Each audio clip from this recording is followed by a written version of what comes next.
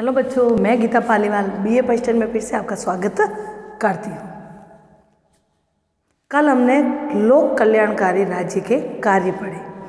आज आगे का टॉपिक है अरस्तु के अनुसार राज्यों का वर्गीकरण। यानी देखो, जो आपके सिलेबस में है वही पढ़ना है, दूसरे विचारकों का भी आपको दिया है किताब में, लेकिन सिलेबस में अरस्तु के राज्यों का वर्गीकरण और आधुनिक राज्यों का वर्गीकरण। तो अरस्तु के समय में अरस्तु ने कैसे राज्यों का वर्गीकरण किया, अलग अलग, मैंने बताया आपको, तो वो वैज्ञानिक विधि के रूप में जाना जाते हैं, वैज्ञानिक विचारक कहा जाता है अरस्तु को, क्योंकि ये हमेशा आगमनात्मक पद्धति अपनाएंगे। जो एक वैज्ञानिक विधि, वो 158 संविधानों का वर्गीकरण करके निष्कर्ष निकाला कि ऐसा संविधान होना चाहिए। तो ये है कि अरस्तु ने एक और बात भी कही कि राज्यों का वर्गीकरण कैसा होता है। वो उस समय से लेकर अब वर्तमान में तो सब जगह लोकतंत्र ही, आज की बात नहीं कहेंगे, वो आधुनिक में आएगा। अब अरस्तु के अनुसार राज्यों का कब वर्गीकरण कैसे होना चाहिए वो हम पढ़ेंगे। तो मैंने तालिका द्वारा मैं आपको बताऊंगी, आप चाहो तो तालिका द्वारा कर सकते हैं, नहीं तो ये पॉइंट लेकर वर्णन कर सकते हैं, कैसे भी कर सकते हैं। तो तालिका के आधार पर अच्छे से आपको समझ आ जाएगा। तो अरस्तु के अनुसार राज्य का वर्गीकरण कैसे किया जाता है? संख्या के आधार पर, और दूसरा है नैतिकता के आधार पर। संख्या के आधार पर यह है कि शासन करने वाले व्यक्तियों की संख्या कितनी है, एक है, दो है, क्या है, कैसे व्यक्ति किस तरीके से संख्या के आधार पर व्यक्ति शासन कर सकता है। और नैतिकता में सर्वोत्तम सत्ता के संचालन का उद्देश्य, यानी इन सब में सबसे अच्छी सत्ता कौन सी हो सकती है और उनके उद्देश्य क्या है, ये हम तालिका द्वारा पढ़ेंगे। तो संख्या के आधार पर अरस्तु ने बताया है कि एक व्यक्ति का शासन संख्या के आधार पर, और नैतिकता के आधार पर सर्वोत्तम सत्ता का बताया गया है कि एक तंत्र का राजतंत्र, एक तंत्र या राजतंत्र। तो इसमें सर्वोत्तम सत्ता के संचालन का उद्देश्य नैतिकता के आधार पर ध्यान रखना, इनका सर्वोत्तम शासन कैसा है, और शासन का स्वाभाविक रूप और शासन का विकृत रूप, ये दोनों इसी में आएंगे। ध्यान रखना, किसमें? नैतिकता का आधार। तो पहले इसमें तो सिर्फ संख्या बताई है, तो आपको संख्या बतानी है। इसमें संख्या के आधार पर तीनों हो सकती है, और नैतिकता के आधार पर सर्वोत्तम सत्ता के संचालन का उद्देश्य, यानी अच्छी सत्ता जो सर्वोत्तम हो वो शासन करेगी, तो उनका चलाएगी सरकार, तो उनका उद्देश्य कैसा होगा। दूसरा नैतिकता में है कि शासन का स्वाभाविक रूप, यानी स्वाभाविक है कि ऐसा शासन होगा तो वो व्यक्ति ऐसा व्यवहार करेगा। और एक है शासन का विकृत रूप, इसमें बाधा आ सकती है, विकृत रूप, जैसे ही शासन का संचालन लिया बाद में ये बाधा आ सकती है। तो अरस्तु का एक व्यक्ति का शासन में नैतिकता का बताया कि एक तंत्र या राजतंत्र, यानी एक व्यक्ति का शासन, एक व्यक्ति राजा का शासन, तो राजतंत्र कह सकते हैं या एक तंत्र भी उसको कहते हैं। तो राजा के शासन में हमेशा राजा कितना होता है? एक होता है, तो एक व्यक्ति का शासन। तो ये कैसा हो सकता है? आततायित तंत्र, यानी कि ये व्यक्ति क्या करेगा, जो ये अरस्तु का है वो व्यक्ति क्या करेगा, ये उनका ध्यान रखना। ये व्यक्ति जो भी राजा का शासन करेगा, उनका आततायी तंत्र में स्वयं के स्वार्थ, यानी राजा का परिवार खुश रहे, वो खुश रहे, खुद के स्वार्थ के लिए ही वो हमेशा फैसला लेगा, कानून भी उनके हिसाब से चलेगा। तो ये आततायी तंत्र हो सकता है कि खुद के स्वार्थ के लिए कार्य करेगा। तो विकृत रूप, ये यहाँ तो राजतंत्र बन जाएगा, राजा बन जाएगा, लेकिन जैसे ही शासन उनका सत्ता हाथ में आई तो संचालन कैसे करेंगे? आततायी तंत्र की तरह, यानी खुद का स्वार्थ पहले देखेगा, फिर बाद में वो दूसरों का क्या कहते हैं, भला करेगा या उनका कल्याण, लोगों का हित के लिए कार्य करेगा। पहले खुद का स्वार्थ पूरा होगा। तो ये अरस्तु ने कहा कि ये आततायी तंत्र हो सकता है। ये भी थोड़ा, अगर राजा कानून का मन चाहे प्रयोग करेगा, मन चाहे वो अत्याचार करेगा, तो वो शासन व्यवस्था अच्छा नहीं होगा। लेकिन दोनों बातें बताए, अगर राजा भी कानून का प्रयोग करे, अच्छे से शासन व्यवस्था चले, कानून का जो भी है उनके नियम, उनको जनता को भी मानना चाहिए और राजा को भी मानना चाहिए, तो वो अच्छा हो सकता है। नहीं तो वो अगर खुद वो निरंकुश बन जाए तो आततायी तंत्र बन सकता है, यानी खुद के स्वार्थ के लिए कार्य करता है। दूसरा, संख्या के आधार पर अल्पसंख्यक यानी कुछ लोगों का शासन।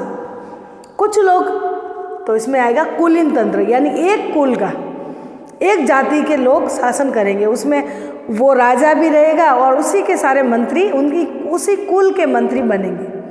उसको कहेंगे, जैसे पहले सल्तनत काल आया, मुगल आए, तो वो मुगल आए तो उन्हें मुगल राजा रहे और उनके ही सारे उनके पसंद के रहे, तो कुलीन तंत्र, एक कुल के।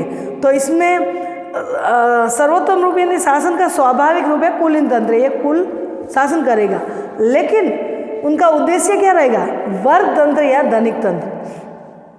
या तो वो कुल कौन सा होगा, पैसों वाला होगा, वो शासन करेगा, या फिर किसी जाति का एक वर्ग वो शासन करेगा। तो इसमें क्या आएगा? सामान्य हित के लिए कार्य करेगा, यानी कुछ लोगों के लिए जो उनकी जाति के हैं या जो पूंजीपति है, धनिक है, वर्ग तंत्र में उनके जाति के, उनका ही वो हित करेगा, दूसरों का हित नहीं करेगा और अच्छे कार्य उनके लिए नहीं करेंगे। धनिक तंत्र है तो पैसों वालों के हित के लिए कार्य करेंगे, दूसरों गरीबों के लिए नहीं करेगा। तो इसमें ये बाधा आ सकती है। लास्ट तीसरा है बहुसंख्यक, ये संख्या के आधार पर, यानी एक व्यक्ति भी हो सकता है, अल्पसंख्यक भी हो सकता है और बहुसंख्यक।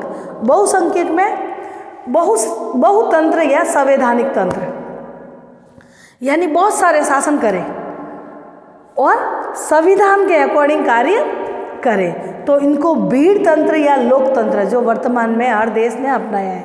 तो लोकतंत्र जनता का शासन, जनता द्वारा किया गया शासन ये है। लेकिन अरस्तु कह रहा कि ये भीड़ तंत्र है, सिर्फ ये कभी भी सरकार है ना, वो ये भीड़ तंत्र में हमेशा गरीब जनता ज़्यादा रहती है। उसमें जहाँ पे बहुसंख्यक कार्य करते हैं वहाँ गरीब लोग ज़्यादा रहते हैं, और गरीब लोग जो ज़्यादा रहेंगे वो हमेशा अमीरों का विरोध करेगी, मध्यम वर्ग का विरोध करेगी। और इसमें जो भी शासन चुना जाएगा वो मध्यम वर्ग का ही चुना जाता है, क्योंकि गरीब जो भी पिछड़ा हुआ है ऐसा जो अपनाता है लोकतंत्र, उस अरस्तु के अनुसार, अभी वर्तमान में नहीं, जो भी लोकतंत्र अपनाता है तो वहाँ पे लोगों की, वहाँ गरीब ज़्यादा होते हैं और गरीब का कहना नहीं मानता है, और वो शासन व्यवस्था वो मध्यम वर्ग यानी संख्या के आधार पर होगा, वोट ज़्यादा हो गए उनके, वो जीतेगा और वो सत्ता हाथ में लेगा।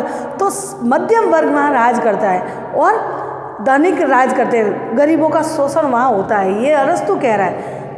ये सब है अरस्तु की राज्य का वर्गीकरण, यानी 3 तरीके से इन्होंने राज्य का वर्गीकरण किया है। तो इनका भीड़ तंत्र यानी भीड़ भाड़ है, इतने मंत्री हमारे लोकसभा राज्यसभा में, पता है आपको, तो इतने इनको अरस्तु ने भीड़ तंत्र का है कि उसमें फिक्स नहीं है, पावर है तो प्रधानमंत्री का है, लेकिन मंत्रिमंडल साथ रहेगा तो कार्य होगा। और मंत्रिमंडल में कभी सरकार भंग भी हो सकती है, लोगों का भी शोषण हो सकता है, और ये मंत्रिमंडल सब साथ में है तो कोई भी कानून जनता के विरुद्ध में भी कानून बना सकता है। तो इनको अरस्तु ने सही नहीं माना कि भीड़ तंत्र। तो ये कहने का मतलब उन्होंने, अरस्तु ने राजतंत्र को सबसे अच्छा माना कि राजा अच्छा हो और स्वार्थ नहीं हो, और इसके अलावा वो कार्य करे तो कानून का पालन राजा को भी करना चाहिए, प्रजा को भी करना चाहिए। एक व्यक्ति होगा तो हर कार्य अच्छे से होगा। लेकिन लोकतंत्र में बिल्कुल उन्होंने गलत बताया कि लोकतंत्र भीड़ तंत्र में किसी का सुनते नहीं है, तो वो अरस्तु के समय में। लेकिन आधुनिकता में वर्तमान देखते हुए देखे तो हर देश आज लोकतंत्र अपना रहा है। अलग अलग व्यवस्था हो सकती है, कुछ कोई हो सकता है, लेकिन साम्यवादी तो पूरी तरीके से लोकतंत्र नहीं है। कुछ एक पार्टी का शासन, एक दल का शासन, जैसे चीन, वहाँ पे साम्यवादी व्यवस्था, वहाँ एक दलीय है। तो ये है, हमारे यहाँ बहुदलीय है, अमेरिका वगैरह 2 दलीय। तो ये लोकतंत्र जैसे भारत का है तो प्योर वो लोकतंत्र है। इसमें हर पार्टियों को महत्व दिया गया है। कोई भी व्यक्ति खड़ा हो सकता है, व्यक्ति अमीर गरीब कोई भी हो सकता है, लेकिन चीन में एक पार्टी है वही जीतेगी और किसी दूसरे को वोट नहीं दे सकते, साम्यवादी पार्टी ही जीतेगी, कम्युनिस्ट पार्टी इसको कहते हैं। तो ठीक है ना, तो ये हुई अरस्तु के अनुसार राज्यों का वर्गीकरण। यानी अरस्तु कह रहा कि ये ऐसी व्यवस्था, शासन व्यवस्था होती है और ऐसे शोषण होता है, ये तो फिर बन जाते हैं, स्वाभाविक रूप से बन जाते हैं एक तंत्र राजतंत्र, लेकिन शासन का विकृत रूप ये फिर बाद में शासन सत्ता संभालने के बाद ये विकृत रूप इनका आ जाता है। यानी ये स्वयं के स्वार्थ के लिए कार्य करेगा, ये सामान्य हित कुछ लोगों के लिए, उनके वर्ग के और धनिक वर्ग के लिए कार्य करेगा, और ये तो बिल्कुल ही भीड़ तंत्र का ही है कि ये इसमें कुछ भी किसी का भी विकास नहीं हो सकता। लेकिन वर्तमान का हम आधुनिक राज्य का वर्गीकरण हम कल पढ़ेंगे।